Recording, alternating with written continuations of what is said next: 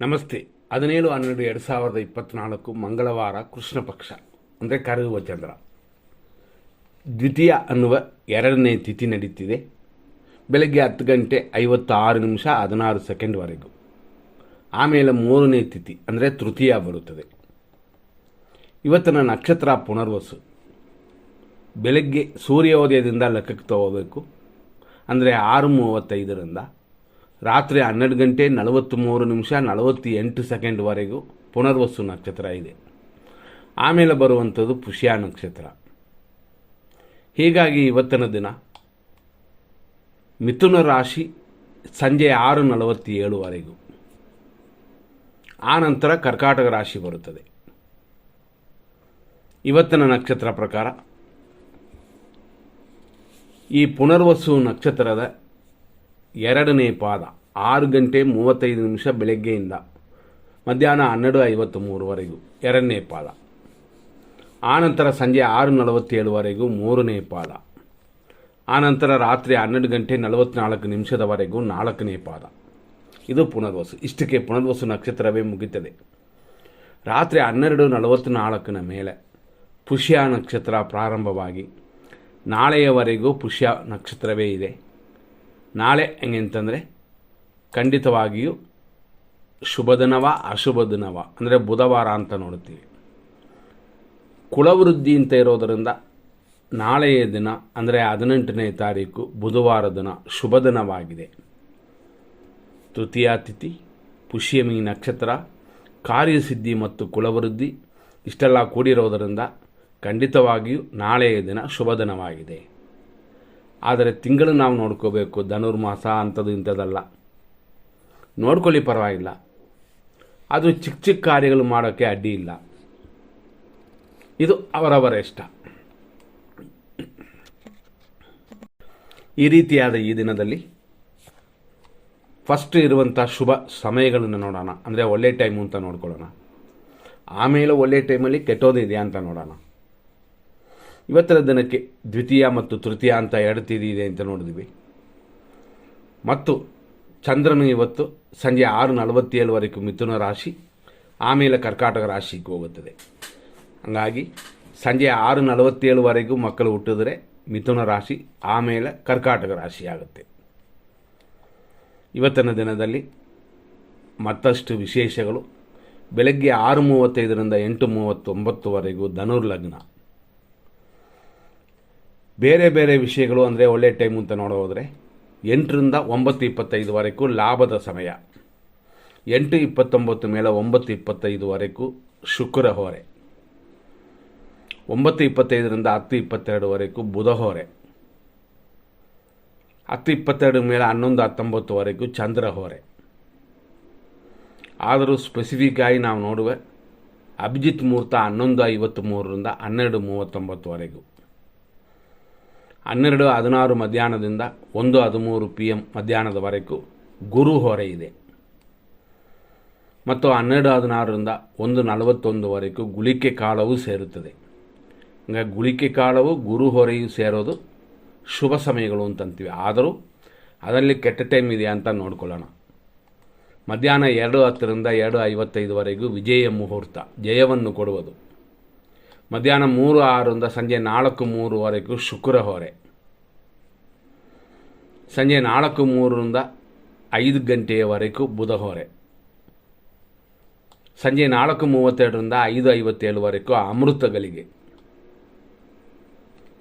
ಈ ರೀತಿಯಾಗಿ ನಾವು ಸಂಜೆಯವರೆಗೂ ನೋಡಿದ್ವಿ. ಮತ್ತೊಂದು ಸಮಯ ಗುರು ಹೊರೆ ಸಂಜೆ 7ರಿಂದ 8:03 PM ಅಂದರೆ ರಾತ್ರಿ, ಅಲ್ಲಿಯವರೆಗಿದೆ. ಇಷ್ಟೆಲ್ಲ ನಾವು ನೋಡ್ದಾಯಿತು. ಆದರೂ 100% ಒಳ್ಳೆಯದು, 100% ಕೆಟ್ಟೋದು ಅಂತ ನೋಡ್ಬಿಡೋಣ. ಇವತ್ತು ಕಾಮನ್ ಆಗಿ ತಗೊಂಡ್ರೆ ವೃಶ್ಚಿಕ ರಾಶಿಗೆ ಚಂದ್ರಾಷ್ಟಮ ಉಂಟು ಸಂಜೆ 6:47. ಹಂಗಾಗಿ ವೃಶ್ಚಿಕ ರಾಶಿಯಲ್ಲಿ ಬರುವ ನಕ್ಷತ್ರಗಳು, ರಾಶಿಗಳು ಅಂತ ಲೆಕ್ಕಕ್ಕೆ ತಗೊಂಡು ಅದರಲ್ಲಿ ಇರುವ ನಕ್ಷತ್ರಗಳು ಒಟ್ಟು 3.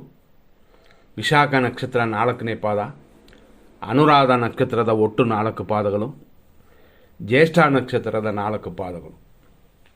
ಇದಕ್ಕೆ ದೋಷ ಉಂಟು. ಈಗ ಕಾಮನ್ ಆಗಿ ಎಲ್ರಿಗೂ ಹೆಂಗಿದೆ ಅಂತ ನೋಡೋಣ. 100% ಕೆಟ್ಟ ಟೈಮ್.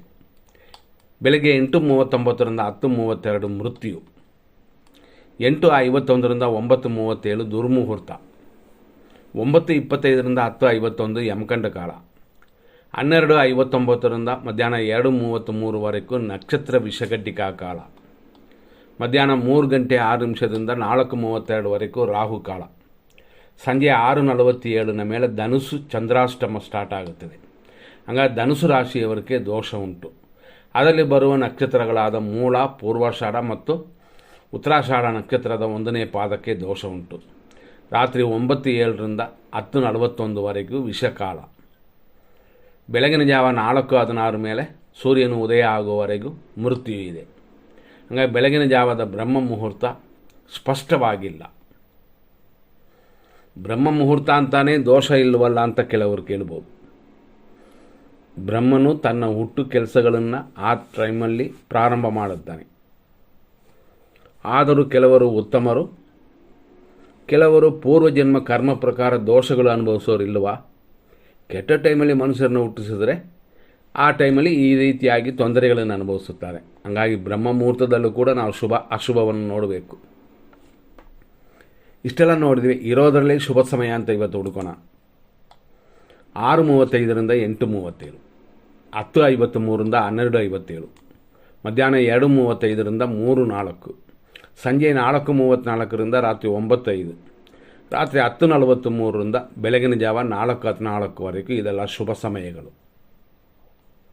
ಈ ಸಮಯಗಳಲ್ಲಿ ಶುಭ ಸಮಯಗಳು ಅಂತ ಏನು ಕೊಟ್ಟಿದ್ದೀವೋ ಅದರಲ್ಲಿ ಒಳ್ಳೆಯ ಕಾರ್ಯಗಳನ್ನ ಪ್ರಾರಂಭ ಮಾಡ್ಬೋದು. ಅದಕ್ಕೆ ಅಡ್ಡಿ ಇಲ್ಲ. ಕೆಟ್ಟ ಟೈಮಲ್ಲಿ ಪ್ರಾರಂಭ ಮಾಡಬೇಡಿ. ಒಳ್ಳೆ ಟೈಮಲ್ಲಿ ಮಾಡಿರೋದನ್ನು ಕೆಟ್ಟ ಟೈಮಲ್ಲೂ ಕೂಡ ನಡೆಸ್ಕೊಂಡು ಹೋಗ್ಬೋದು. ಆ ರೀತಿ ತಿಳ್ಕೊಳ್ಳಿ. ಈಗ ಉದಾಹರಣೆ ತಿಳ್ಕೊಳ್ಳೋಣ. 10:53ರಿಂದ 12:57 ಶುಭ ಸಮಯ ಅಂತಂದಿವಿ.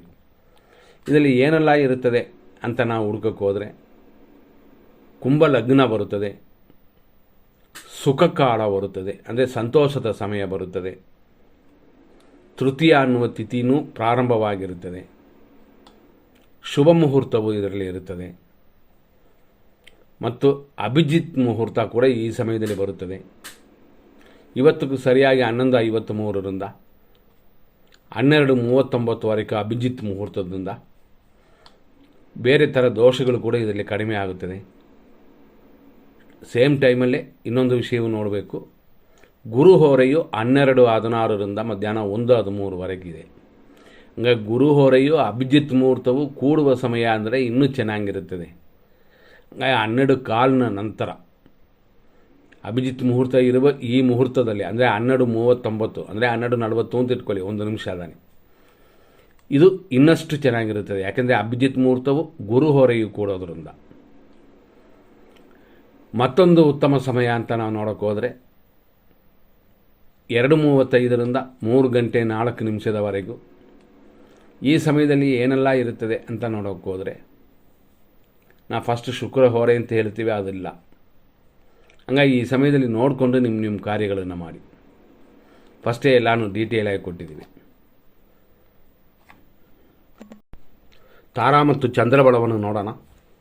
ಅಶ್ವಿನಿ ನಕ್ಷತ್ರ ಮೇಷರಾಶಿಯಲ್ಲಿ ಹುಟ್ಟಿದವರಿಗೆ ಇವತ್ತಿನ ದಿನ ಪ್ರಕಾರ ಸಂಜೆಯವರೆಗೂ ಟೆನ್ಷನ್ ಇದೆ, ಟೆನ್ಷನ್ ಬಿಡಬೇಕಾಗ್ತದೆ. ಆದ್ದರಿಂದಾಗಿ ನೋಡಿಕೊಂಡು ನಿಮ್ಮ ಕಾರ್ಯಗಳನ್ನು ಮಾಡಿ. ಭರಣಿ ನಕ್ಷತ್ರ ಮೇಷರಾಶಿಯವರಿಗೆ ಅನುಕೂಲವಿದೆ, ದ್ರವ್ಯ ಲಾಭಗಳು ಉಂಟು ಸಂಜೆಯವರೆಗೂ. ಕೃತಿಕಾ ನಕ್ಷತ್ರ ಮೇಷರಾಶಿ 1ನೇ ಪಾದದಲ್ಲಿ ಹುಟ್ಟಿದವರಿಗೆ ಪ್ರತ್ಯೇಕ ತಾರೆ. ಹಂಗಾಗಿ ಸಕ್ಸಸ್ ನಿಮಗೆ 100% ಇದೆ ಅಂತಂದರೆ ಮಾಡಿ. ಇಲ್ಲವಾದರೆ ಇನ್ನೊಂದು ದಿನವನ್ನು ಹುಡುಕೋಣ. ಇಲ್ಲವಾದರೆ ನಿಮ್ಮ ಮನೆಯಲ್ಲಿರುವ ಬೇರೆ ನಕ್ಷತ್ರದವರು ಅಂದರೆ ತಾರಾಬಲ ಚಂದ್ರಬಲ ಇರುವವರು ಅವರು ಮಾಡ್ಬೋದು. ನಿಮ್ಮದೇ ಇಲ್ಲ ಅಂತಂದರು ಆ ರೀತಿಯಾಗಿ ಮಾಡ್ಕೋಬೋದು. ಕೃತಿಕಾ ನಕ್ಷತ್ರ ವೃಷಭ ರಾಶಿ 2ನೇ ಪಾದ 3, 4 ನಿಮಗೂ ಅದೇ ರೀತಿಯಲ್ಲಿ ಇವತ್ತು ಪ್ರತ್ಯೇಕ ತಾರೆ. ಅಂದರೆ ಅಷ್ಟೊಂದು ಒಳ್ಳೆಯ ದಿನವಾಗಿ ಕಾಣಿಸಲಿಲ್ಲ. ಸಂಜೆಯ ಮೇಲೆ ಮಾಡುವಂಥ ಕೆಲಸಗಳಿಗೆ ದೋಷವಿಲ್ಲ. ಅಂದರೆ 6:47 ಸಂಜೆಯ ಮೇಲೆ. ರೋಹಿಣಿ ನಕ್ಷತ್ರ ವೃಷಭ ರಾಶಿ ಅಭಿವೃದ್ಧಿಯಾಗಿ ಕಾಣ್ತದೆ ಸಂಜೆ 6:47ವರೆಗೂ. ಆದರೆ ಹಣಕಾಸಿನ ವಿಷಯದಲ್ಲಿ ಗಮನ ಕೊಡಿ. ಮೃಗಶೀರ್ಷ ನಕ್ಷತ್ರ ವೃಷಭ ರಾಶಿ, ಖಂಡಿತವಾಗಿಯೂ ಸಂಜೆಯ ಮೇಲೆ ಶುಭವಾಗಿದೆ, ಅಲ್ಲಿಯವರೆಗಿಲ್ಲ.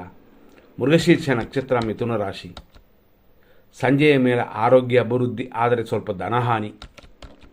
ಆರುದ್ರ ನಕ್ಷತ್ರ ಮಿಥುನ ರಾಶಿ, ಸಂಪತ್ತು, ಹೆಚ್ಚಿನ ವರಮಾನ, ಹಣಕಾಸಿನ ವಿಷಯದಲ್ಲಿ ಸ್ವಲ್ಪ ಪ್ಲಾನ್ ಮಾಡ್ಕೋಬೋದು. ಇದೆಲ್ಲ ಇವತ್ತು ಚೆನ್ನಾಗಿರುತ್ತದೆ ಸಂಜೆಯವರೆಗೂ.